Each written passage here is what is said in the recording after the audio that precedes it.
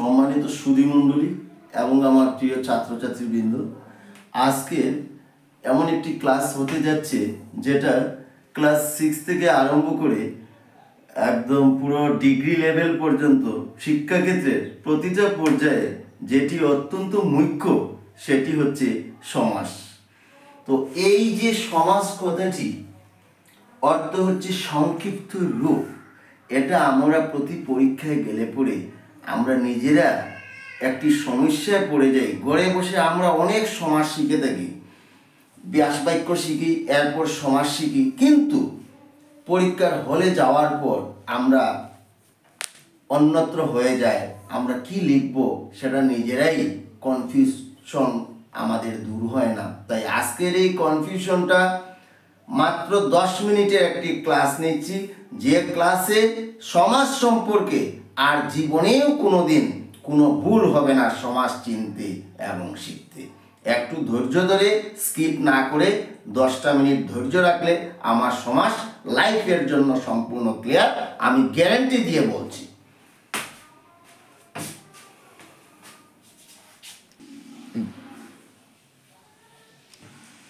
Ready? এই যে সমাস, সমাস কথাটার অর্থ হচ্ছে সংক্ষিপ্ত রূপ বা সংক্ষেপ। তো দুই বা ততোধিক বহুপদী একপদী হওয়ার নামটাই হচ্ছে সমাস। উদাহরণ, যেমন প্রথমে সমাসটা জেনে নেই কি জিনিস। আমার তো সমাস কাকে বলে পরীক্ষায় আসবে না, আমাকে সমাস চিনতে হবে। আজকের বিষয়টা হচ্ছে যে পরীক্ষার হলে যাওয়ার পর আমি কোনটি কোন সমাস এই 10 মিনিটের ভিডিওতে আমি ক্লিয়ার করে দিচ্ছি, সেটা যেন আমার কোনো ভুল না হয়। তো আমাকে প্রথমে সমাসটা জেনে নেই। একটা বড় বাক্যকে ছোট বাক্যে কি করা, একটি বড় বাক্যকে ছোট করে লেখার নামটি হচ্ছে সমাস। বা আমরা যেটা বইয়ের পত্রে যেটা পেয়েছিলাম যে দুই বা ততোধিক বহুপদী একপদী হওয়ার নাম সমাস। যেমন এখানে কি লেখা আছে, জীবন হানির আশঙ্কায় যে বীমা। এতটুকু আমাকে বললেন কি, আমার বাবা যদি কারোর সঙ্গে কোনো গল্প করে থাকে যে আমি আজ জীবনহানির আশঙ্কায় একটি বীমা করেছি, এত কথা বলবে নাকি? না, বলবে আমি একটি জীবন বীমা করেছি। তাহলে এই যে জীবনহানির আশঙ্কায় যে বীমা, এত কথা না বলে আমি সংক্ষেপে বললাম জীবন বীমা। এক পদ, দু পদ, তিন পদ, 4 পদ, 5 পদ, এখানে 5টা পদ একত্রিত হয়ে এক কথায় হয়েছে কি জীবন বীমা। অর্থাৎ 5টি পদের মিলন হয়েছে এবং এখানে বহু পদগুলা এক পদ হয়েছে। তাহলে আমি সমাস বুঝে ফেলেছি যে যখন কয়েকটা পদ একত্র হয়ে যেটি হবে সেটি হচ্ছে সমাস। তো এই যে আমার তীর চিহ্নের যে এই সাইডে যে বহুপদ আছে, এই বহুপদগুলোকে আমরা বিগ্রহ বাক্য বলি বা সমাসবদ্ধ পদ বলি অথবা সমস্যমান পদ বলে থাকি। কেউ কেউ সমস্যমান পদ বলে। বা নেক্সট এক্সাম্পল, মধু সংগ্রহ করে যে মাছি তাকে আমরা কি বলি, মৌমাছি। জীবনহানির আশঙ্কায় যে বীমা, এগুলো হচ্ছে আমার মধ্যপদ লুপ্ত করে যে সমাস, তার মধ্যপদের কর্মধারয় সমাস। আমি এটা পরে ডেসক্রিপশনে যাচ্ছি। আপাতত আমি বুঝতে পারলাম যে বহুপদ একপদী হওয়ার নাম হচ্ছে সমাস। নেক্সট, তো এবারে জেনে নিই আমরা সমাস। আমরা সকলেই জানি সমাস প্রধানত 6 প্রকার: দ্বন্দ্ব, বহুব্রী, তৎপুরুষ, কর্মধারয়, দ্বিগু, উদ্বয়ী। ঠিক আছে? তো আমি এখানে লিখে রেখেছি দ্বন্দ্ব, বহুব্রী, তৎপুরুষ, কর্মধারয়, দ্বিগু এবং উদ্বয়ী। এখন আমাকে যেটা জানতে হবে যে দ্বন্দ্ব সমাসে উভয় পদ এবং প্রাধান্য লাভ করে, বহুব্রীতে নতুন পদ বা তৃতীয় পদ এবং অদ্বয়ীভাবে পূর্ব পদের প্রাধান্য লাভ করে। আর বাকি যে সমাস আছে সবটাই কিন্তু পরপদের প্রাধান্য লাভ করে। এই কথাটার মূল হচ্ছে আমার আজকের উদ্দেশ্য। কি বলেছি আবার রিপিট করছি আমি, দ্বন্দ্ব সমাসে উভয় পদের প্রাধান্য লাভ করে, বহুব্রী সমাসে নতুন পদ বা তৃতীয় পদের প্রাধান্য লাভ করে, অব্যয়ীভাবে একমাত্র পূর্বপদের প্রাধান্য লাভ করে, আর বাকি তৎপুরুষ কর্মধারয় এবং দ্বিগু এই তিনটি সমাসে কিন্তু পরপদের প্রাধান্য লাভ করে। এই কথাটি আমার মাথায় রাখতে হবে, ঠিক আছে? তো এখন আপাতত যেটা আমাকে মনে রাখতে হবে, পূর্বপদ কি এবং পরপদটি কি সংক্ষেপে বলে ফেলছি। আমি যদি সংক্ষেপে পূর্বপদ এবং পরপদ জেনে নেই, অ্যাজ ফর এক্সাম্পল মৌমাছি, এখানে মৌটা কি? মৌটা হচ্ছে পূর্বপদ, আর মাছি যেটা মৌমাছির মাছিটা হচ্ছে পরপদ, বা এটাকে কেউ কেউ আবার উত্তরপদও বলে থাকে। যেমন আমরা আগে পেয়েছি দ্বন্দ্ব সমাস কাকে বলে, যখন পূর্বপদ এবং উত্তরপদ সম্পূর্ণ অব্যয় অদ দ্বারা যুক্ত হয় তখন তাকে দ্বন্দ্ব সমাস বলে। আমাদের এতটুকু চেনার আজ কোনো দরকার নেই, আমাদের সংজ্ঞা মুখস্থ করার দরকার নেই, কাগজ কলম নিতেও লাগবে না। আমরা একটা টেকনিকের মাধ্যমে ডিক্লারেশন দিয়েছি আজ যে কোনটি কোন সমাস। প্রথমে নিয়েছি এখন দ্বন্দ্ব সমাস, সম্পূর্ণ ডাউটটা ক্লিয়ার হয়ে যাওয়া যায়। দ্বন্দ্ব সমাস,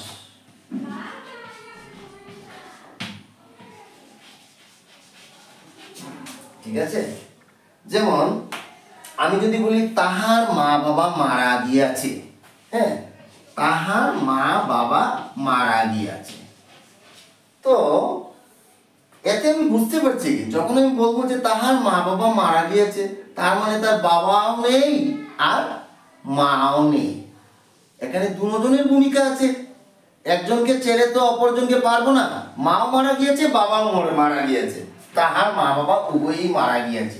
তাহলে এই যে মা বাবা, আমি যদি সেটাকে এখন ব্যাসপেক্ষ যাচ্ছি না, মা ও বাবা বলবো, তো সেটা আমি সঙ্গে সঙ্গে বলবো যেহেতু উভয় পদের প্রাধান্য এই কথা লাভ করেছে, মার কথাও আসছে বাবার কথাও আসছে, তাহলে সেটা কি সমাস হবে? দ্বন্দ্ব সমাস। পরবর্তীতে যদি আমি যাই ছেলে মেয়ে, এখানে ছেলের কথাও বলা হয়েছে, মেয়ের কথাও বলা হয়েছে। একজনকে ছেড়ে কিন্তু অন্যজনকে নিতে পারবো না, কেউ উজ্জ হবে না, অতএব ছেলে ও মেয়ে কি হবে? দ্বন্দ্ব সমাস। রাজা রানী, রাজা ও রানী, রাত ও দিন কি হবে? রাতকে ছেড়ে তো আর দিন হবে না। এখানে পূর্বপদেরও প্রাধান্য লাভ করছে, পরপদেরও প্রাধান্য লাভ করছে। পরপদ বা উত্তরপদে উভয় পক্ষের যেটাই প্রাধান্য লাভ করে সেটাকে আমি কি বলবো? দ্বন্দ্ব সমাস। তাহলে দ্বন্দ্ব সমাসটা আমার বোঝা ক্লিয়ার হয়ে গেল যে সমাসে পূর্বপদ এবং উত্তরপদ অব্যয় ওর দ্বারা যুক্ত হয় তখন তাকে আমরা দ্বন্দ্ব সমাস বলি। আমার এটা না দিয়ে আমি সহজভাবে টেকনিক্যালি বলছি যে যেটা আমার উভয় পদের প্রাধান্য লাভ করে তাকে আমি কি বলবো? দ্বন্দ্ব সমাস। তাহলে আমার উভয় পদ জিনিসটা বোঝা হয়ে গেল। নেক্সট হচ্ছে বহুব্রীহি সমাস। একদম সোজা, একদম সোজা। দ্বন্দ্ব সমাস যদি আমি বুঝে নিই তাহলে বহুব্রীহি সমাস আরো সোজা। যেমন একটা এক্সাম্পল নিলাম আমি এখানে, হাতে করি। তার মানে এখানে হাতে করি বলতে হাতকে বোঝানো হচ্ছে? হাতে করি বলতে হাতকে বোঝানো হচ্ছে না। করিকে বোঝানো হচ্ছে না। হাত করি বলতে আমরা বুঝছি যে হাতে করি কখন বলি? যখন আমরা কাউকে, কোনো বাচ্চা যখন প্রথমে হাতে করি দেওয়া হয় মানে কি তার প্রাথমিক জ্ঞান লাভ করে সেটাকে আমরা বলি কি? হাতে করি। তো এখানে হাতে বলতে যেহেতু হাতকেও বোঝানো হচ্ছে না, করি বলতে করিকেও বোঝানো হচ্ছে না, তাহলে সেখানে কি হচ্ছে? তৃতীয় পদ। এই যে আমি লিখে রেখেছি তৃতীয় পদের প্রাধান্য লাভ করেছে, অর্থাৎ এখানে প্রথম পদ উত্তর পূর্ব পদেরও প্রাধান্য লাভ করে নাই এবং পরপদেরও প্রাধান্য লাভ করে নাই। যেহেতু পূর্বপদের প্রাধান্য লাভ করে নাই, পরপদেরও প্রাধান্য লাভ করে নাই, তাহলে নতুন একটি পদ যেটার নাম দিয়েছি তৃতীয় পদ। অতএব আমি সেটাকে কি বলবো? বহুব্রীহি সমাস। বহুব্রীহি সমাস। তাই বলে এটাতে দ্বন্দ্ব সমাসে পেলাম আমরা উভয় পদের প্রাধান্য লাভ করে, আর বহুব্রীহি সমাসে পূর্বপদ এবং উত্তরপদ কাহারও প্রাধান্য লাভ না করে নূতন পদের প্রাধান্য লাভ করছে, যেটাকে আমরা বলি তৃতীয় পদ। সুতরাং আমরা বলতে পারবো যে দ্বন্দ্ব সমাসের বিপরীত পদটি কি? বহুব্রীহি আর বহুব্রীহি পদের বিপরীত সমাসটি কি? দ্বন্দ্ব। এই ছোট্ট পয়েন্টটা মনে রাখতে লাগবে, কখনো কখনো আসতেও পারে পরীক্ষায়।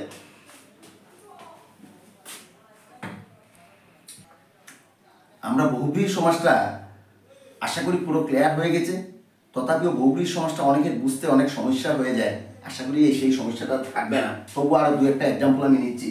যেমন সুবর্ণ। সুবর্ণ, সু মানে কি? ভালো, আর বর্ণ হচ্ছে রং, অর্থাৎ ভালো রং যা, তাকে কি বলি? যা রংটা ভালো, সোনা। তাহলে এই সুবর্ণটা কি হবে? সেটা হবে, থাকলো না, যেহেতু নূতন শব্দ এসে গেল। সু মানে ভালো এবং বর্ণ অর্থ হচ্ছে রং। পূর্বপদেরও প্রাধান্য লাভ করে নাই, পরপদেরও প্রাধান্য লাভ করে নাই, অতএব সেটা কি বলবো? বহুব্রীহি সমাস। Most important, Pitambar. পিত অর্থ হচ্ছে হলুদ এবং অম্বর মানে বস্ত্র, অর্থাৎ হলুদ বস্ত্র যার, তাকে আমরা কি বলি? অর্থাৎ শ্রীকৃষ্ণ। আর নেক্সট হচ্ছে দশানন। দশ তো 10টি এবং আনন হচ্ছে মুখ, 10টি মুখ যার, তাকে আমরা কি বলি? অর্থাৎ রাবণ। তাহলে সেটা আমরা কি বলবো? বহুব্রীহি সমাস। আমরা আসলাম তৎপুরুষ সমাস। তৎপুরুষ সমাস আমরা জানি কি কি লেখা আছে এখানে? পরপদের প্রাধান্য লাভ করছে, পরপদের। তার মানে দুটো এক্সাম্পল নিলেই আমার ক্লিয়ার হয়ে গেল। গুরু ভক্তি, গুরুকে ভক্তি, অর্থাৎ বিভক্তি লোপ হয়ে যে সমাস হয় তাকেই আমরা বলি তৎপুরুষ সমাস। পূর্ববর্তী পদের সঙ্গে যদি বিভক্তি যুক্ত হয় তখন তাকে আমরা বলি তৎপুরুষ সমাস। এবং পরপদের প্রাধান্য লাভ, কথাটি যেন ক্লিয়ার থাকে।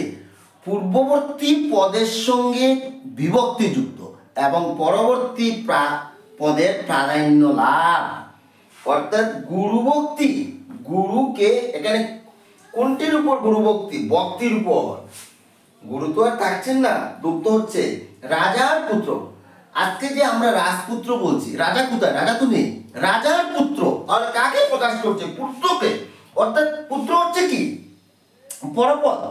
আর এই যে পূর্বপদ, যেটা পূর্বপদের সঙ্গে আমি র বিভক্তি যুক্ত করেছি, বিভক্তির জিনিসটা আমার, যখন আমি কারক বিভক্তি করেছি তখন কারকের ক্লাসে আমি ডিটেলস সেটা তুলে ধরেছি যে বিভক্তি হচ্ছে একদম ইজি। প্রথমা, ওরা, দ্বিতীয়া, খেরে, তৃতীয়া, দ্বারা, দিয়া, কর্তৃক, চতুর্থী, কে দিগকে, পঞ্চমী, হইতে, দিগে হইতে, দেড় হইতে, ষষ্ঠী, র দিকে, সপ্তমী, এ দিগে দিগেতে। তো এই যে বিভক্তি আমার যেগুলো, এগুলো তো আমাদের কারক বিভক্তিতে পেয়েছি অলরেডি। তো এখানে দেখলাম কে বিভক্তি, সেটা হবে চতুর্থী তৎপুরুষ সমাস এবং রাজার পুত্র র, ষষ্ঠী, অর্থাৎ রাজপুত্র। তো যখনই আমি দেখবো যে পরপদের প্রাধান্য লাভ করেছে এবং পূর্বপদের সঙ্গে আমার বিভক্তি যুক্ত হয়ে যে সমাস হয় তাকে বলি আমরা কি?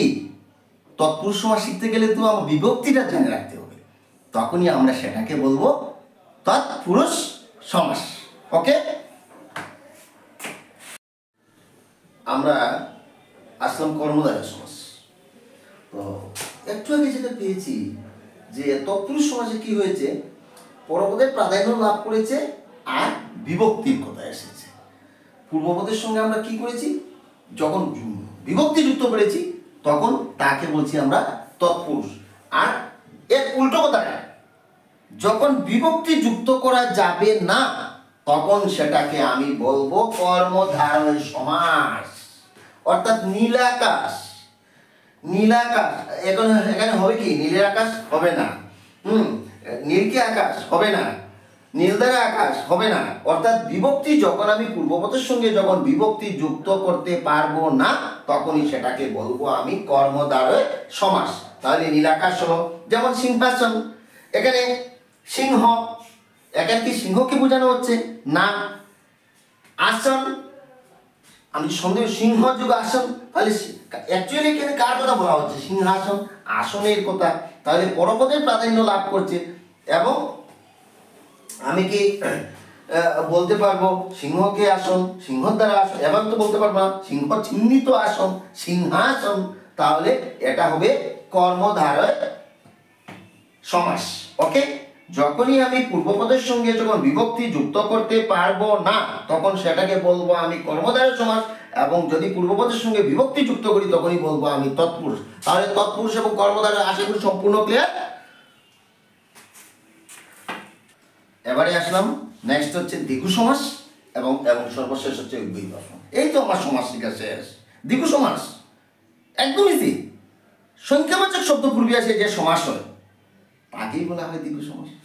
অর্থাৎ ত্রিভুবন তিনটি ভুবনের সমাহার, ত্রিফলা তিন ফলের সমাহার, পঞ্চবটি পাঁচটি বটের সমাহার, সংখ্যা ন্যাচারাল নাম্বার স্বাভাবিক সংখ্যা যখনই আমরা পাবো তখনই সেটা বুঝে যাব।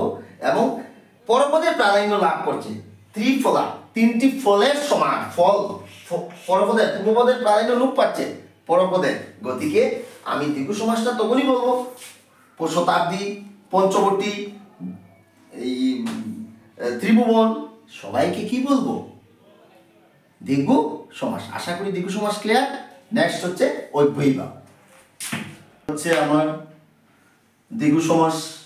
আমি এখানে প্রথমেই লিখে রেখেছি অব্যয়ীভাব সমাস। অব্যয়ীভাবে হচ্ছে আমার কি পূর্বপদের প্রাধান্য লাভ করে। তো অব্যয়ীভাব যেমন দুর্ভিক্ষ, ভিক্ষার অভাব দুর্ভিক্ষ, দুর্নীতি, নীতির অভাব দুর্নীতি। তো এই যে আমার পূর্বপদের প্রাধান্য লাভ করছে সেটাকেই আমি বলছি কি অব্যয়ীভাব সমাস। তাহলে আমি আবারও রিভিউ করছি, ক্লিয়ার হয়ে যাবে।